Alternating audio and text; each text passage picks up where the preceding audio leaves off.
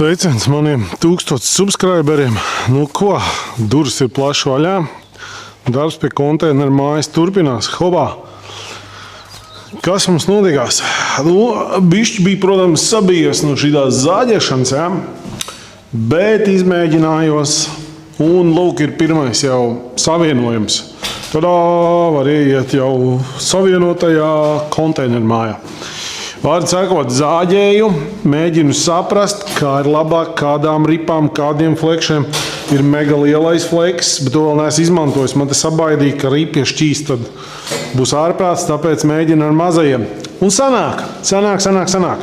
Re, kur ir savienots, bišķi aizmirst tur materiāls.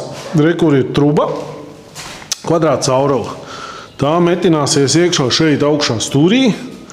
Un pēc tam viss tā siena ņemsies ārā. Un galā atkal būs stiprinājums, te būs durvis, un te būs durvis koridors, ja? Un tad te būvēsies istabas. Nu tālūk, viss ir in the progress, un konteineru māja no 212 jūras konteineriem turpina rasties. Jā, re, kur man tālumā ir puķiks, desnieks, estrudētais. Viņš mums liksies šitā te uz zemes, ja? Nu tā kā uz grīdas, un būs siltums. Te mums būs karkas, karkasā komunikācijas, elektrība, viss čik, un jau būs tā kā kaut kas līdzīgs dzīvojumam. Te būs liela dzīvojumā telpa kopā ar virtuvi, būs logi, ja? Nu viss, kā teikt, turpinās. Kāpēc es nefilmēju to, ka es tur zāģēju visu? Nu, es domāju, ka daudz redzējuši, kā ar zāģētā fleks, ja? Ja nē, tad var vienkārši iesist Google.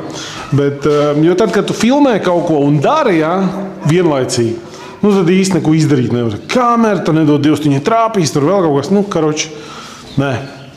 Lūk, jā, tā kā pirmais savienojums ir, atzīšos, man reāli bija bišķi bail zāģēt, tur kā būs uzkritīs, vēl tālāk, bet īstenībā skaties, tas konteineru siena metāls ir 2 mm.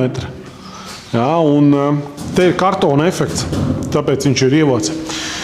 Jā, tā kā te būs, kur iet 2 kvadrātenes viņam, un viņu turēs tāda planka, un būs apakšā.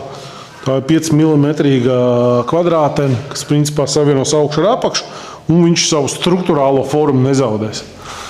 Nu tāds ir updates konteineru mājā. Ja? Tālūk, ko vēl lai pastāsta?